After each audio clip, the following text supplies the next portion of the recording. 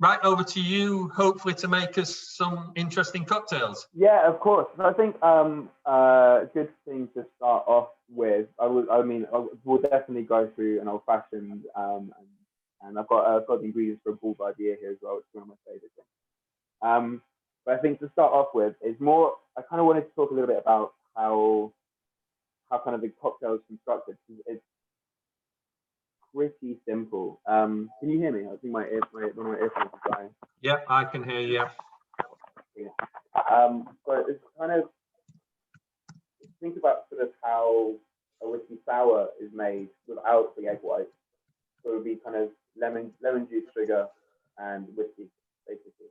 If you add, if you top that up with soda, you've now got a strong tone. So it's pretty easy to kind of go from one drink to another. I kind of wanted to make for you to start off with a kind of a highball style drink. I'm a huge fan of highballs and soda drinks, and a great way to start off. And especially if you're at home making cocktails, then it's nice to kind of get a little bit experimental and see what you how you want to do things. So I'm gonna kick off with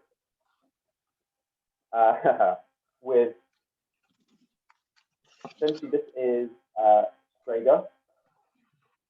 So this is, if anyone's not familiar with Strega, it's a saffron, honey, and anise digestive from Italy. One of my favorite products. It's disgusting neat, but it's amazing when you mix it with anything, and it adds a little bit of sweetness to the product. What I really like about with highballs is sometimes you do want like a whiskey soda and you want something quite dry and quite refreshing. Sometimes I do, and I know that I know a lot of people are going to roll their eyes and wince at this. I do like a little squeeze of sugar syrup sometimes in the bottom, whiskey soda. This is like half a teaspoon of sugar just to kind of round it out. And it's something that I think is important and we need to address. Like, while sugar is not a good thing and we should be avoiding it, I think too many people are too quick to turn their back on the benefits, on like how delicious a little bit of sweetness can be. So just using something like Strega in a highball would be really nice. So some glassware and things. So literally just for this, I'm going to make a classic whiskey highball, but I'm going to add about 2 teaspoons of this. So this is quite herbal. I've not poured a drink in a while. And then I'm going to top that up with some compass box straight into. Again, see, this is like not made for, well, actually, this is actually our Milroys blend. But again, I think this is like these kind of light whiskeys are great for this style of drink. So for this, 30 ml is good. It's just over a shot. If you're not sure about a shot, as I'm sure most of you probably will have measurements and figures, a shot glass as much as possible is the 1 part, 2 parts. And then with that, I'm going to stir that down with a little bit of ice. Before I top it up with soda, just to get it.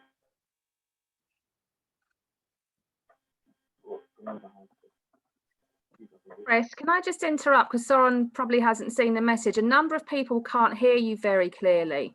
I don't know if you can switch the mic on your phone or something a little bit. Yeah, of course. Yeah, no worries. Hang on a second. Let me. Can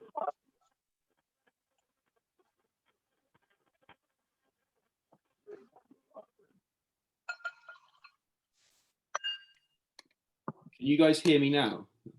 Oh, that's much better. Yeah. Is that much better? Sorry about that, guys. So I'm going to say I can hear him quite fine. So yeah. Oh. Strange. All right. So literally, so Strega, whiskey, and then just stirring that down with a little bit of ice.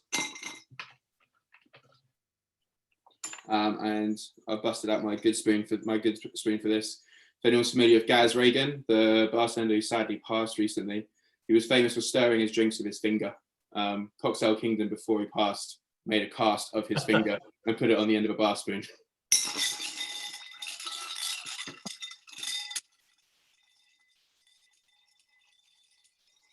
Right, so just going to stir that down, just incorporate it, and then top it up with a little bit of sparkling water or seltzer or soda, anything's fine. Water in before ice, or mixer before ice, just because it mixes better.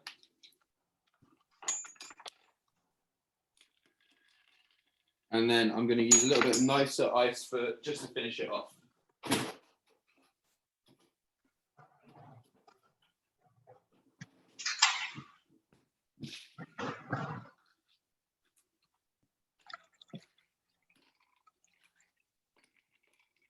And the more ice, the better. I know a lot of people are kind of don't like having too much ice in their drinks, but it's always important to remember that ice keeps ice cold. If you've got lots of ice in your drink, it's going to stay fresh for longer. And I think also what I wanted to do with this was just kind of show how easy some of these drinks can be. So I took the dog out this morning, and in my local park, so Hackney Churchyard is just across the street there, I managed to find some rosemary, some sage, some nasturtium leaves, some apple blossom. All these things were just growing out here. So it's something like with Strega, with those amazing saffron and anise flavors, just a little bit of fresh rosemary on the top. And it's not too sweet, not too syrupy, it's just a whiskey soda, but it's just a nice way to have a drink that's a little bit more interesting. So just a little bit of a liqueur. So there you go. Brilliant, yeah. I mean, the one thing I will say, Chris, I'm a little disappointed because all the times I've seen people making cocktails, they're chucking the bottles behind the back and things like that, and little. Oh yeah, so yeah. You know, where's all the showmanship? Where's all the shot? I know, right? I mean, yeah, I'm not that kind of bartender, mate. I'll destroy my apartment if I start trying to juggle bottles. No, I'll be in a world of trouble. I mean, yeah, I mean, I've managed to make one. I hope. I don't know. Let's just see. Is anybody else making them along? Anybody got one? Yeah. So hopefully, but cheers anyway. So that's really good. Yeah. I mean, this is the thing. I'm not really a cocktail drinker, and obviously I've cheated because I've used the ready-made packets. So it makes a change to mine to be edible when I do make one. So what I'll do is I'll talk you through making a shake and drink. If anyone has access to cocktail tins, by all means, feel free to make it. If not, just a jam jar, like an old jar like that, is really good because you can mix in it, put your ice in, seal it, and shake with that. Just be careful not to break it. Yeah. But we'll make a whiskey sour next, if you like. My partner's just sat here. She just went, oh yes. So I know where that's going. They're going to say, does she get to drink them all afterwards? Yeah, then? exactly. So the more you make, the better she's going to be. Yeah, exactly. Happy household. Yeah. I was going to say it'd probably be the same here. The wife and children would probably be both quite happy if they were sat here having all these. Right, so I've just moved the camera down just so you can see the tins a bit more. So really simple. Again, so if you don't have access to jiggers or cocktail equipment, just using a shot glass to measure and then doing ratios. So generally, like the best ratio would be 1:1 sugar syrup in 1 part, citrus and acid in 1 part, spirit in 2 parts. When you're making, the trick to a really good shake and drink or any drink is how you make your sugar syrup. I've got a few little talking points about sort of the technicalities of these things. So with sugar, when you heat sugar, or just table sugar, sucrose, you separate the molecules, so you lose you lose a lot of texture. If you do 1:1 sugar syrup, incorporated, like the sugar incorporated into water at room temperature, you keep those molecules bonded and you'll maintain all that viscosity and that silky texture that you'll get into your drink. Number 1 golden rule, never heat your sugar syrup. So I'm going to start off with a little bit of lemon juice,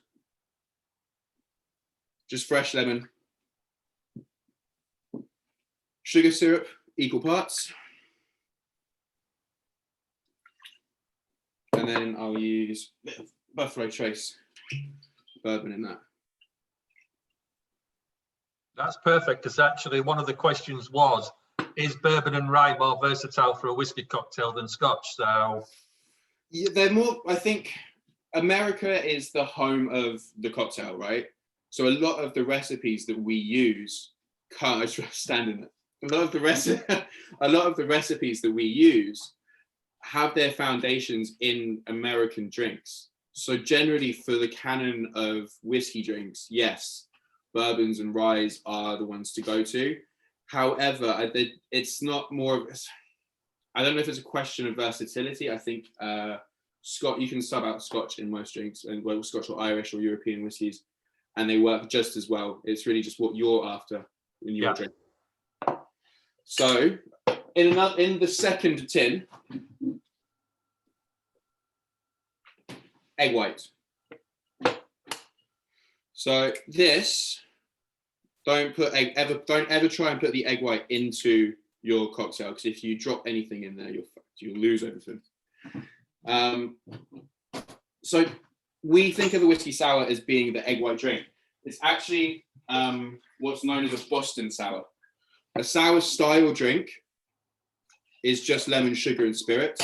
The Boston sour was egg white, and that eventually became the way that we think of the whiskey sour. So shake this first without any ice. It's called a dry shake, and this helps to break down the albumin in the egg and incorporate it and make it nice and fluffy, a bit like making a meringue.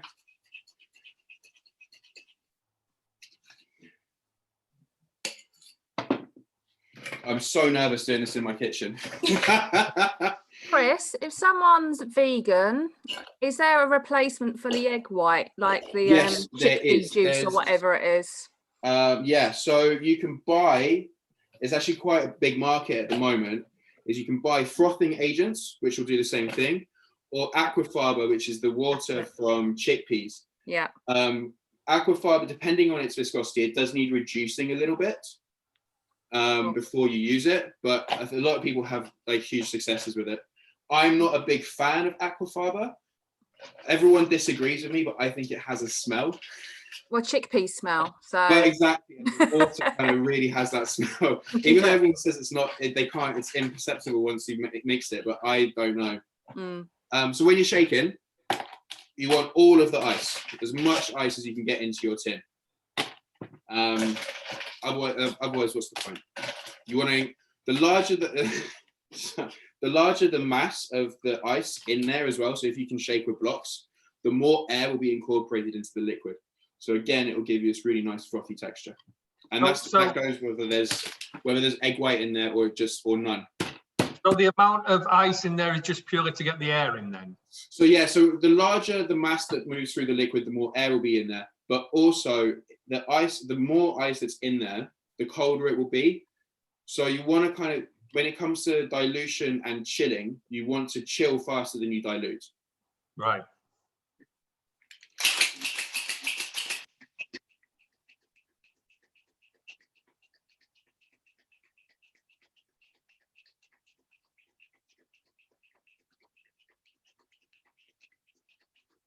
And you hear when it's done, you can start hearing the ice sort of smash in the tin.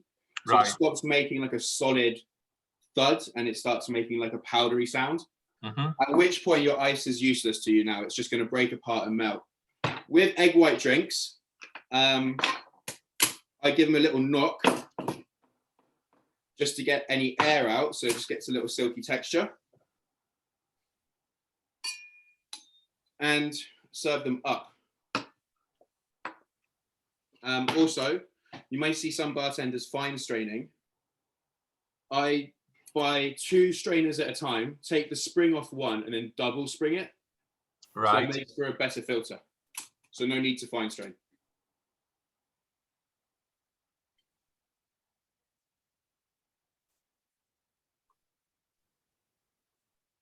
Then fill that right to the top.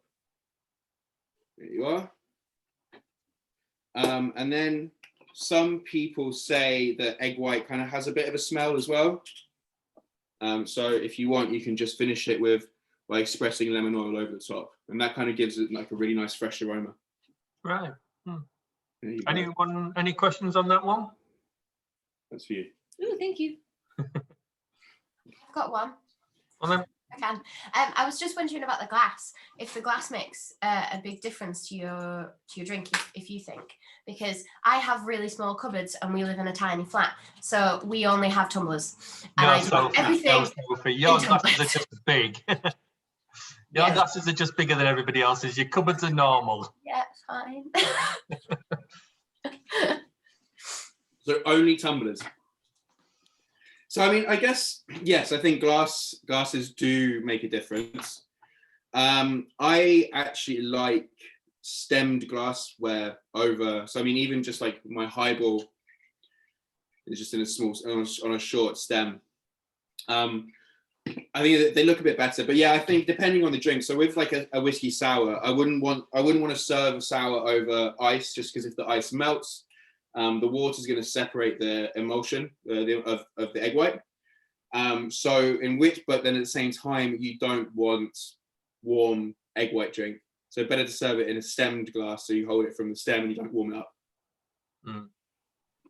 Where's your glassware from, Chris? My glassware. So this is actually a Christmas present from my girlfriend. These were from Fern, I believe. And then both of these are from Tom Dixon's design studio. And then this was from like an old antique wine bottle set. And then I pick up glassware in charity shops. Like anywhere I see something a bit nice, like I've got so many mismatched glasses. If I see whenever you find anything new, I can't help myself. No feeling. So, I mean, have you another one set up ready to go, or? Yeah. Absolutely. Yep. So then to kind of like draw on these like foundations of making drinks, the whiskey sour. So in the kind of the history of mixed drinks, you can kind of see as products become more available, or as or the political climates change, the bartenders started adding more products to their drinks. So if you think about the sour and the old fashioned as being like the original mixed drink, the sour being a sour, old fashioned being a cocktail. And called the old fashioned because after they started adding things to old fashions, you had the old fashioned style of making it, or the fancy way of making it. So the sour eventually gave way to a style of drink known as a daisy, which was same variation, same recipe, so sour, so citrus, but instead of using sugar, you'd use curacao or another liqueur to sweeten, and then your spirit and no egg white. So the daisy, incidentally, if you think about what the ingredients are for a margarita, tequila, lime, and curacao, margarita is Spanish for daisy. Right. So you kind of see how everything ties together. It's just like, once you kind of understand the foundations, like you can just pick and pull whatever you want and put whatever you like in the drinks. It all starts to make sense. These little building blocks. So if you like, I'll make you a daisy now. So now you've seen how to make sour. Daisy, exactly the same. So 1 part lemon. Oh, bit of spill. This time 1 part curacao rather than sugar. I'm shaking. Excuse me. And 2 parts of whiskey. And for this, I'll probably use the Great King Street because I think all those like amazing cacao notes. This is predominantly pine niche as well, so the amazing cacao notes with the orange of the curacao. I think it's going to work really well. And then I tend to, and I get people kind of wind me up a little bit, but just a little teaspoon of sugar just to kind of bring all the ingredients together. And this one gets a good shake.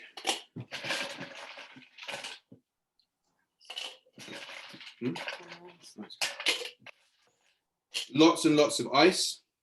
I'm going to shake this one a little bit harder and faster because I'm not whisking the egg with it. I just want to get lots and lots of air into it and give it a good texture.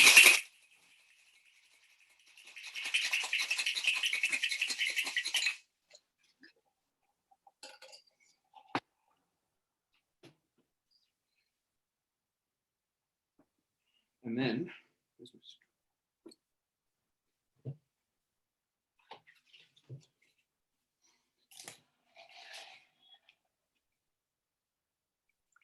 Oh.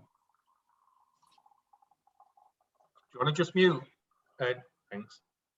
is that all right? Yeah. There you are. So serve this one up like you would a margarita. No salt rim, obviously, with the whiskey. And then if you want to garnish that, again, I found some, like I said, I found some really beautiful flowers and stuff which look great. Or if you want to put them on the ice, you can do. I like to drink it just like that. Mm-hmm. Really simple. I mean, one thing, I mean, it's funny because my wife and children, they both drink mojitos, and I've been asked to ask you the best way to make a mojito, but I know that's rum, isn't it? No, and absolutely not. Mojito is a delicious drink. The reason why it gets so hated on is because there was a period when I just started bartending, I caught the end of this wave. And I remember nights where, like, a mojito is quite laborious to make. When you're making 40 of them in a row, when it was the biggest drink on the planet, you learn to hate it very quickly. Yeah. But it's a delicious drink. I drink mojito. I love a mojito. Yeah. Best way to make a mojito is essentially a mojito, if you think about it, is a daiquiri with mint served on ice. So it's essentially it's a sour. One part, so you want to put sugar, lime, rum, white rum. You want a really innocuous white rum, something really light, really crisp. Mint. Don't bruise your mint. Don't muddle it. You don't want to draw out any of the chlorophyll. It will make it quite bitter. Just clap it, mix it up with that. No soda, just lots and lots of ice on top, and drink it like that. Right. I think Fiona had another question. I think a couple of people have done an answer, but do you want to, is it, yeah, Fiona, I think it was you wanted? Thank you. So I've just got a dog running up behind me. There he goes. Yeah, I've got one that's just run in. I've got 3 greyhounds going slightly crazy. Oh, wow. Oh, we love free. There goes one. What can you do with coconut water and whiskey, please, beyond just those 2 ingredients? The beyond coconut water and whiskey. So I love coconut water. I love coconut water and whiskey. I think it's great. So the most important ingredient in any mixed drink is water. When you're stirring or when you're shaking, you're incorporating water into the drink. You're adding dilution. It's important that you have control over dilution. Sometimes just remove it, just exchanging the water with coconut water. So if you're making it in advance, you can just make a whole batch of a cocktail. Instead of adding water to it, add coconut water to it and chill it and serve it like that. Coconut water goes really well with peach. I mean, everything goes well with peach. I love peach. It also goes really well with sherry. So you could try doing something like a predominantly like sort of dry sherry as the main ingredient, and then use like a really punchy whiskey as like a modifier. So something with like amazing like chocolate notes or something really saline and coastal, just adding a little teaspoon of that to some sherry and finishing that with coconut water. That sounds lovely. Thank you. Yeah, right. I think that's actually really sounds really good. So what's the coconut butter old fashioned then? So that's a fat wash. So that's the coconut butter, which includes all of the solids versus the coconut oil. And so we reduce that. So we heat that on a bain-marie, so it's a liquid. Add it to the bourbon, leave it to infuse overnight, and then when we freeze it, we're able to remove all of the solids, all of the butter as a solid, and maintain the bourbon. And then we just make an old fashioned with that. Mm-hmm. And it kind of helps, and it brings out all this like nuttiness that's already inherent in the whiskey. Right. Yeah. So, I mean, with the cocktail culture, then, if we kind of go back to normal times, if anybody can remember that sort of beginning of 2020, was it definitely on the rise, or is it quite a steady market? I mean, have you noticed much difference over the last few years? I mean, I feel like it's a slow rise, but there was definitely a lot of inertia. I mean, when I started bartending, but like cocktails were already a huge thing, but they just seemed to be like even bigger and bigger. And then the brands, the budget for some brands like Bacardi used to, like, I've heard stories from people from a previous generation of bartenders saying that when Bacardi were trying to drive, you wanted to open a bar, they would just give you 80 grand just to pour Bacardi in it, like just crazy money. And it just really helped this influx. You don't see that now. It's not the heady days of the early noughties. But I mean, the amount of bars that seem to be opening before COVID, obviously, was crazy anyway. So I mean, I think there's only more to come. Yeah, and so with the bar then, that's obviously it's connected to Milroys. I think you're downstairs. That's right. Yeah. You know, is it just like a nice steady sort of evening where people will come in for a whole evening, or is it get one drink and go type? So I am very strict on sort of service standards and our guest experience. So we don't take more people than we can handle. So it's seated service only. No standing, like it's more like a restaurant service. 50% of it is reservations, and everybody gets an hour and a half. Right. And so what it makes for a busy door. Like there is fewer people trying to get in, but this makes for a very calm environment when you're in the bar. And we're full pretty much from the minute we open the doors to the minute we close the doors. Yeah. But it's just keep it. We maintain a steady evening. With that, then, do you find, obviously, looking on the internet, you have a menu, so that's the standard. You know, do you cater for people coming and saying, "Oh, can you make this or can you make that?" Absolutely. I keep a book. We call it the Bible. I keep a book of about 250 cocktails. It's just print out, so that we just print them off behind the bar. I expect the bartenders to be well versed in in hundreds of drinks and all of the classics. So if anyone ever comes in and says, "Oh, we're just in the mood for whatever," then we can make anything they like. Mm-hmm. And how often do you change your menu? Is it something that doesn't really change, or we change? Do you do it seasonal? Yeah, it's seasonal, but we'll tend to leave the biggest sellers or the more kind of iconic drinks on the menu and change around. Yeah. So have you got another one for us, or? Yeah, I mean, if you like, what are we gonna do? Oh, has anybody got any requests for Chris before he makes this one? Can I ask my question, Soren? Yeah, of course. No. Go on, Jamie, mate. I made a cocktail for my wife last week, which just felt like a gamble, and I didn't know if it was a calculated one, of Gewürztraminer rye and apple juice, and it felt like it could be awful, but it was actually amazing. That sounds delicious. Do you use wine in cocktails, and is there a way of making it? Yeah. I mean, I use a lot of sherry, which is obviously a wine. I love sherry. I adore sherry. I also love Gewürztraminer, and those Alsace wines tend to have this amazing, like, peachy apple kind of stone fruit flavors, which make for amazing mixes. You mean that and a little bit of whiskey, or like Gewürztraminer and Calvados just stirred down would be, as an old fashioned, would be amazing. Do you know, I love using wine and drinks. I'm all for it. More people should be using more wine. I mean, is there any sort of thing that doesn't work in a cocktail then? Have you ever had black balsam? No. Is anyone familiar with it? I think it's true to everything, but it's particularly true to mixed drinks. Put shit in, you'll get shit out. Yeah. You can't use everything, but if you've got good products, they'll work.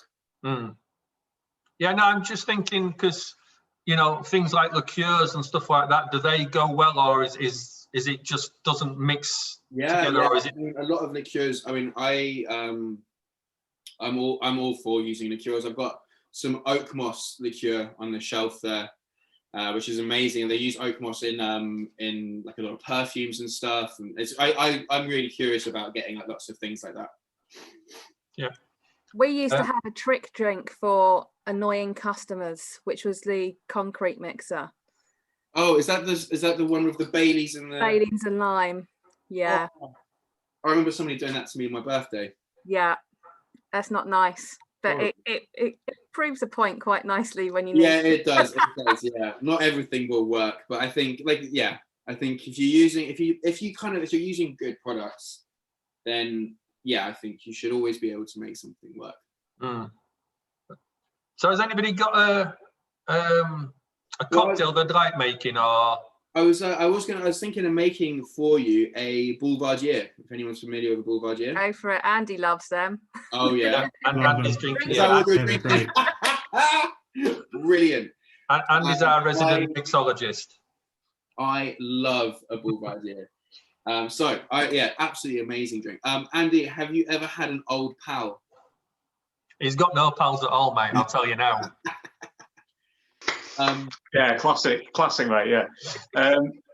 No, I'm not, mate. I'm not. Tell me more. Old pal is it's an American drink. So the Boulevardier is obviously a French drink. Old pal from America. It's dry vermouth, Campari, and rye. So it makes for a much more adult twist on a Boulevardier. I'm gonna have to go and get it. One sec. Right, I'll crack on with making us a Boulevardier then.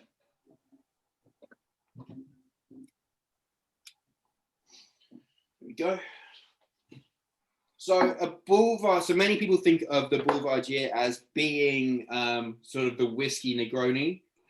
It is not the whiskey. The Boulevardier was invented at Harry's Bar in Paris by a Frenchman who was a French dandy, and he had a magazine called Le Boulevardier, and a Boulevardier was a slang term for a dandy, like a gentleman who roamed the streets and went out and partied and was a bit of a lush. And that's where the term Boulevardier comes from. It's from the same era as the Negroni, but they were invented completely separately. So the way that I would make a Boulevardier is to go 1 part Campari,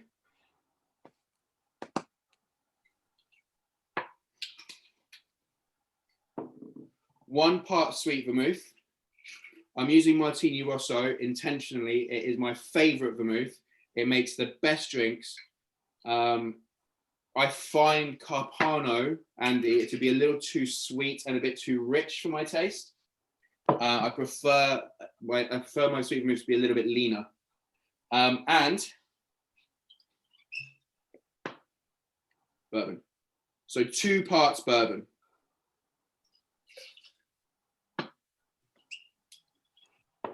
I'm sure that was only 1 pour then. Oh yeah. And then lots and lots of ice.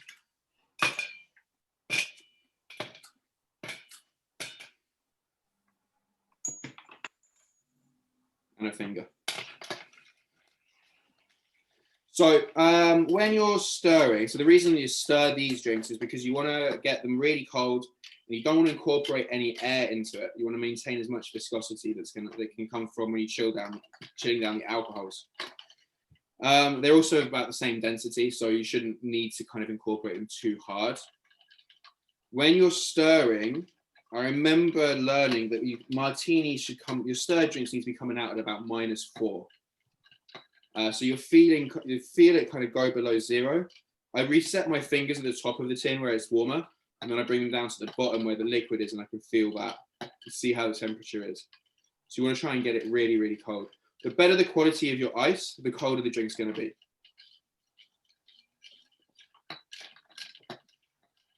And you can see the tin beginning to frost up.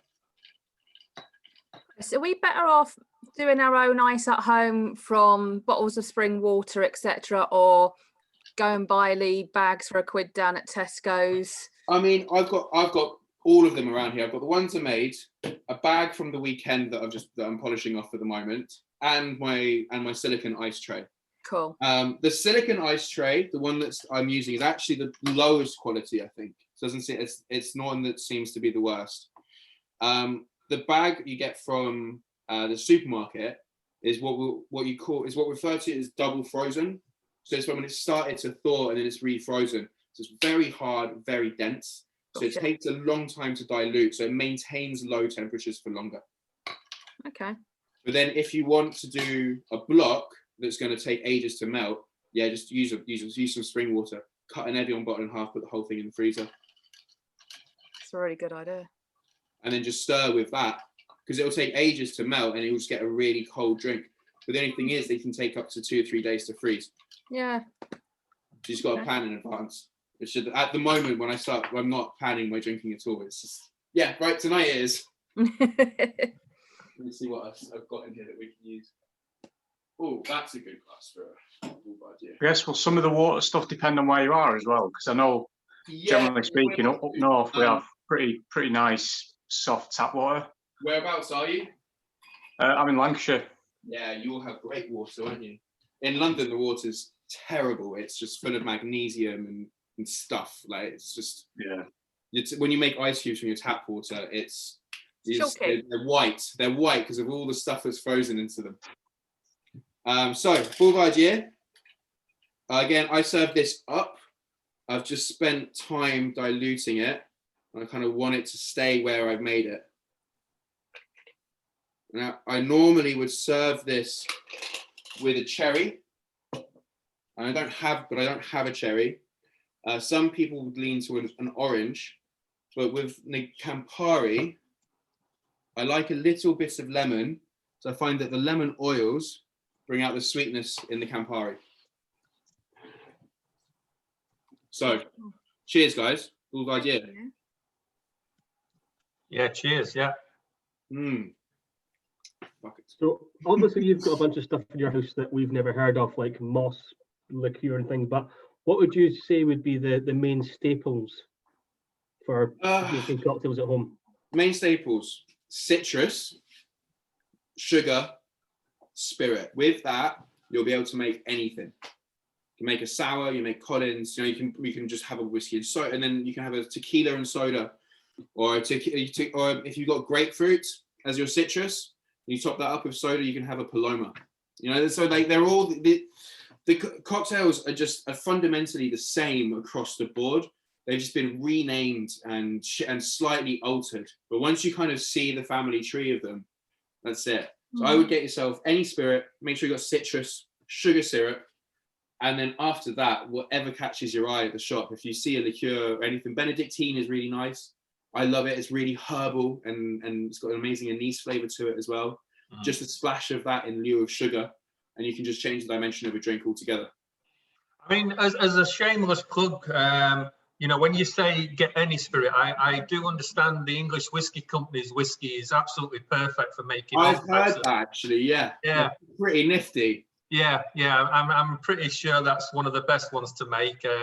It's certainly my go-to for mixing. Thank you very much. Yeah. Oh, damn, we're not recording. I mean, has anybody else got any questions or cocktails they want to make, or are we ready just to go to an informal chat now? Oh, yeah. We'll do ladies before gentlemen. Andy, so go on, Claire. Yeah, I mean, I know you say about, just have citrus and sugar and spirit at home. I am crap with cocktails. And I I think the only time I ever drink cocktails is if I'm on a night out down the Twisted Bunny and it's an espresso martini, or if I come to the proofing room and have a really, really good cocktail. At home, I literally have just whiskey. So if I was to have 2 or 3 bottles of something else just to be able to make a cocktail when I feel the need for one, what would you suggest could be a good standard sort of cocktail cabinet? Vermouth. Okay. If you want to make Manhattan, it's one of the probably the only bartender in the world that doesn't think a Manhattan is all it's chalked up to be, but it's a staple, and I have to push it. It's the martini of the whiskey world. Yeah. So if you've got vermouth, a Manhattan, and then after that, look for kind of more old world liqueurs. So something like, again, Benedictine. So a sweet vermouth and Benedictine, you can make a Bobby Burns if you've got Scotch to hand. So it'll be a Manhattan with the addition of Benedictine. Yeah. If you make it with rye whiskey, you have a Preakness named after the horse race. If you then add a little bit of maraschino liqueur to your Preakness, you can have something similar to a Red Hook. Okay. Just so like it's just these tiny little increments that can change the profile of the drink. Yeah. But operate in small increments. What I would suggest doing is making, if you want something to have a cocktail, make a syrup. If you've got flowers or herbs, don't need to boil them or cook them. You can put them into room temperature, leave them to infuse overnight, and they'll draw out much more subtle and softer tones. Yeah, I mean, I've made loads of crab apple and rosehip syrup Amazing. over winter And then just because add a little bit it's of that. just all It's you so got. good, right? Yeah. So just add a little bit of that and into a whiskey. Like we've got there's this winter jasmine that's blooming. I mean, the frost kind of killed everything tonight. Yeah. I woke up this morning. There's a winter jasmine downstairs. I just want to get my hands on all of the flowers and just pack it into some sugar. Yeah. Add that to a little bit of gin or a little bit of whiskey. Cool. Thank you. Go on then, Andy. Yeah, sorry, mate. It's only a quick one. So I'm going to start making this. All right. Now, I've only got 2 rising at the minute. I've got Rittenhouse Balding Bond. Yeah. I've got Sazerac. Rittenhouse every day. Rittenhouse. This stuff is so good, man. Yeah, it is pretty sick. Nice one. Yeah, so that would be, yeah. I mean, so actually, to be fair, even if you've got a bourbon will work just as well. Bourbon was kind of, when a lot of these old cocktails were put together, we weren't as strict with naming the spirits categories. So some cocktails call for rye, but there could have just been the name for the whiskey that was around at the time. So I mean, you'll find that, so it's got like, if you're into kind of drinks history, sometimes it's nice to kind of research a little bit where a drink comes from, when it was made, and what were people drinking at the time. And the odds are it's not what's listed in the recipe you've got, but it's probably going to make a better product. I mean, that's an interesting thing, that obviously from bar to bar to bar, do the way cocktails are made change much, or is it pretty much similar, or is it just down to the person making them? Sorry. Don't worry.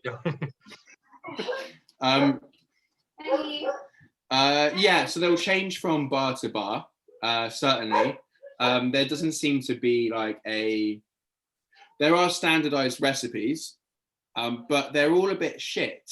Like some of them, like some of these, I've got books from the 1800s, and it calls for like the juice of 6 lemons and 2 teaspoons of sugar and 3 bottles of whiskey. But that'd be really expensive from that time, It because would have- sugar yeah, and lemon were exactly. just like, And that's exactly you'd have it. sugar cakes as a table piece. Mate, yeah, that's it. And so so you see some of these recipes and you're like, in practice, like, yeah, it's the beginning of the movement of like mixed drinks as a trend from like 200 years ago. But because of all these cultural shifts, like the recipe itself is rubbish. Yeah, I suppose that links in